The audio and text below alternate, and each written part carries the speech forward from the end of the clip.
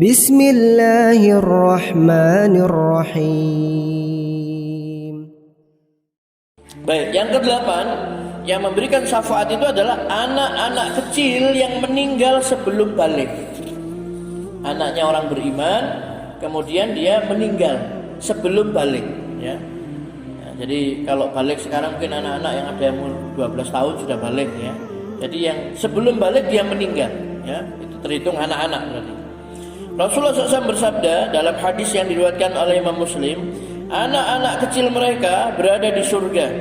Salah seorang dari mereka berjumpa dengan bapaknya atau kedua orang tuanya, lalu dia meraih ujung bajunya, atau beliau mengatakan, dengan tangannya sebagaimana aku memegang ujung bajumu ini. Dia tidak akan berpisah dengan bapaknya sehingga Allah memasukkan dia dan bapaknya ke dalam surga. Hadis riwayat Muslim, ya.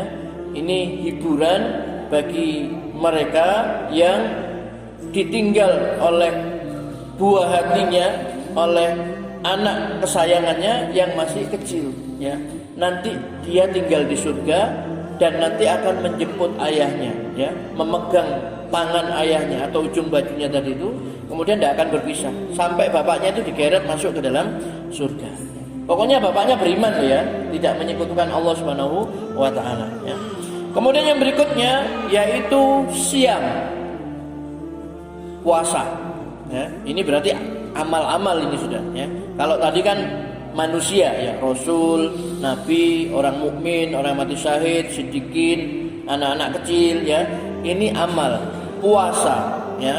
Dari Abdullah bin Amr, sesungguhnya Nabi SAW bersabda, puasa dan Al-Quran akan menolong seorang hamba pada hari kiamat. Puasa itu berkata, ya Rabbi, engkau telah melarang makanan dan syahwat pada siang hari, maka izinkan saya menolongnya. Dan Al-Quran berkata, ya Rabbi, engkau telah melarang tidur pada malam hari, maka izinkan saya menolongnya. Lalu keduanya diizinkan untuk menolongnya. Maksudnya diizinkan untuk memberikan syafaat. Syafaat tadi kan pertolongan, ya, menolong seseorang, ya, dari kesulitan-kesulitan di hari kiamat. Hadis tadi diriwayatkan oleh Imam Ahmad dengan sanad yang sahih, ya. Jadi puasa dan Al-Quran itu akan datang pada hari kiamat, ya, untuk memberikan pertolongan, memberikan syafaat kepada orang yang berpuasa dan kepada orang yang membaca Al-Quran. Kemudian tentang membaca Al-Quran ini, ya, ada hadis Nabi SAW yang diriwayatkan oleh Imam Muslim, ya. Rasulullah bersabda, bacalah Al-Quran karena Al-Quran akan datang pada hari kiamat nanti sebagai syafi', yaitu pemberi syafaat bagi yang membacanya. Bacalah Az-Zahrawain, yaitu dua surat cahaya, yaitu surat Al-Baqarah dan Ali Imran, karena keduanya datang pada hari kiamat nanti seperti dua awan, atau seperti dua cahaya sinar matahari, atau seperti dua ekor burung yang membentangkan sayapnya, ya, bersambung satu dengan yang lain. Keduanya akan menjadi pembela bagi yang rajin membacanya, membaca dua surat tersebut, Al-Baqarah dan Ali Imran. Bacalah pula surat Al-Baqarah. Mengambil surat tersebut adalah suatu keberkahan, dan meninggalkannya akan mendapat penyesalan. Para tukang sihir tidak mungkin menghafalnya. Hadis riwayat Muslim. Bapak Ibu sekalian yang dirahmati Allah SWT, apalagi ini sudah mau mendekati bulan Ramadan, ya, kurang 30 sekian hari lagi kita akan memasuki bulan Ramadan. Mari kita tingkatkan, ya, ibadah kita membaca Al-Quran ini, karena dia adalah merupakan apa? Sebaik-baik ibadah kepada Allah Subhanahu wa taala, ya. Sebagaimana dikatakan oleh seorang sahabat yaitu Khabbab bin Al-Arat radhiyallahu an, beliau berkata, beribadahlah kepada Allah semampumu, dan ketahuilah bahwa sesungguhnya kamu tidak akan pernah beribadah kepada Allah dengan sesuatu yang lebih dicintainya dibandingkan dengan membaca firman-Nya. Jadi kata beliau, beribadahlah kepada Allah semampumu dan ketahuilah sesungguhnya kamu tidak akan pernah beribadah kepada Allah dengan sesuatu yang lebih dicintai Allah daripada membaca kalamnya, daripada membaca firman-Nya.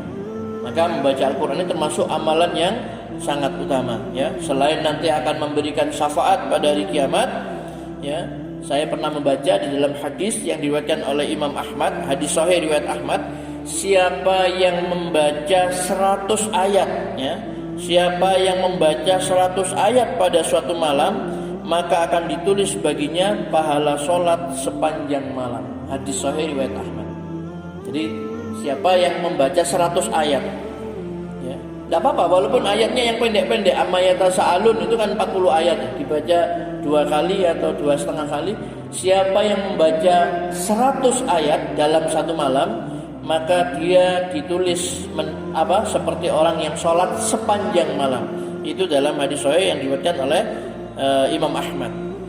Kemudian Nabi SAW pernah mengatakan, siapa membaca 3 ayat di dalam sholatnya, ya. Jadi salah seorang dari kalian membaca 3 ayat di dalam sholat, itu lebih baik baginya daripada mendapatkan 3 ekor unta yang hamil, gemuk dan besar. Hadis riwayat Muslim. Jadi orang yang sholat membaca 3 ayat di dalam sholatnya, itu lebih baik daripada mendapatkan 3 ekor unta yang hamil, gemuk dan besar, ya. Nah, itu menunjukkan apa? Keutamaan orang-orang yang membaca ayat-ayat Al-Quran. Yang jelas Al-Quran ini nanti akan memberikan syafaatnya pada hari kiamat. Bapak Ibu sekalian yang dirahmati Allah SWT, inilah 10 pemberi syafaat pada hari kiamat nanti, ya. Tentu kemudian jangan sampai kita merasa lemah, malas untuk beramal karena nanti akan mendapatkan syafaat. Pokoknya mengucapkan la ilaha illallah akan dapat syafaat, enggak, ya. Jadi kita berusaha beramal semaksimal mungkin. Ketika kita berusaha semaksimal mungkin, ya, mudah-mudahan kita ini oleh Allah SWT dirahmati, dimasukkan ke dalam surga. Toh di dalam surga nanti pun akan diberikan syafaat oleh Nabi sehingga tingkatnya semakin tinggi, ya. Jadi jangan mengandalkan syafaat, ya. Jangan mengandalkan syafaat. Baik, Bapak Ibu sekalian yang